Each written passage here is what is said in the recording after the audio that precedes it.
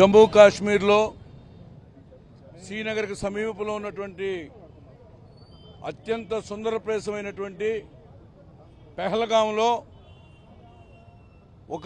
ఇద్దరు విదేశీ టూరిస్టులు 25-26 భారతదేశ పర్యాటకుల్ని విచక్షణారహితంగా కాల్చి చంపడాన్ని గుంటూరు జిల్లా వైఎస్ఆర్ కాంగ్రెస్ పార్టీ తీవ్రంగా ఖండిస్తూ ఉంది. ఈ రోజున వారు ఎవరైతే అసూలు బాశారో వారి యొక్క ఆత్మకు శాంతి చేకూరాలని అమ్మటి రాంబాబు గారు జిల్లా పార్టీ అధ్యక్షుల నేతృత్వంలో మేమంతా కూడా ఒక శాంతి ర్యాలీ పూనుకున్నాం.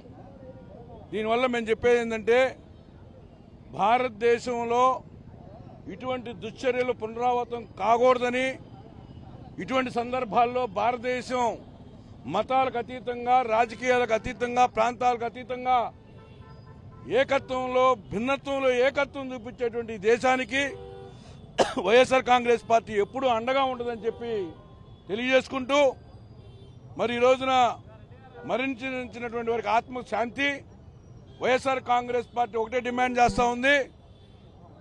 ఇటువంటి తప్పులు చేసిన ఎటువంటి వాడినైనా శిక్షించాల్సినటువంటి బాధ్యత ప్రభుత్వం మీద ఉంది.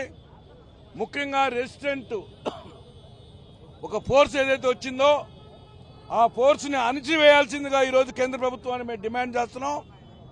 ఎందుకంటే భారతదేశంలో ఒకరిని చంపితే కోపంతో ఇంకోటి చంపొచ్చు, కానీ అన్యం పుణ్యం ఎరుగున్నటువంటి పర్యాటకులను చంపడం అనేది హీనాతి హీనం. దీన్ని జగన్మోహన్ రెడ్డి గారి నేతృత్వంలో వైఎస్ఆర్ కాంగ్రెస్ పార్టీ రాష్ట్ర వ్యాప్తంగా శాంతియాత్ర చేస్తూ ఉంది. మా పార్లమెంట్ సభ్యులు కూడా రాబోయేటువంటి పార్లమెంట్ వేదిక చేసుకొని ఇటువంటి సంఘటనలు పునరావృతం కాకుండా భారతదేశం అంటే పక్క దేశాలు కన్నెత్తి చూడకుండా చేయాల్సిన బాధ్యత నరేంద్ర మోడీ గారి మీద చెప్పి గుర్తు చేసుకుంటూ, మరొక్కసారి ఎవరైతే మరణించారో అసూలు బాశారో వారందరికీ ఆత్మశాంతి చేకూరాలని చెప్పి భగవంతుని ప్రార్థిస్తూ సెలవు తీసుకుంటా ఉన్నాం. కాశ్మీర్ లోయలో పర్యాటకులు పర్యటిస్తున్న సమయంలో వారి మీద ఉగ్రవాదులు దాడి చేసి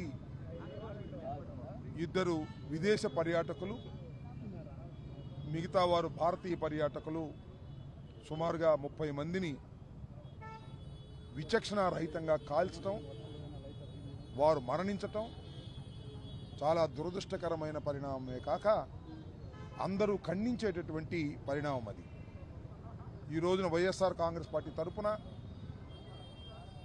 మరణించినటువంటి వారికి జోహార్లు అర్పిస్తూ వారి ఆత్మకు శాంతి చేకూరాలని కొవ్వొత్తుల ప్రదర్శన చేయడం జరిగింది. దానితో పాటు ఏదైతే ఆ ఉగ్రవాద సంస్థ ఉన్నదో ఈ రకంగా విచ్ఛిన్నం చేయాలనేటువంటి ప్రయత్నం చేస్తున్నటువంటి ఆ ఉగ్రవాద సంస్థలని, ఉగ్రవాదాన్ని అణిచివేయాలని డిమాండ్ చేస్తున్నాం. అలాంటి ఉగ్రవాద సంస్థల్ని ప్రజలెవరూ కూడా వాటి చర్యల్ని హర్షించకూడదని ఈ సందర్భంగా మేము కోరుతున్నాం. ప్రజలందరూ కూడా ఉగ్రవాదాన్ని ఖండించాలని ఈ సందర్భంగా మేము కోరుకుంటూ ఉన్నాం.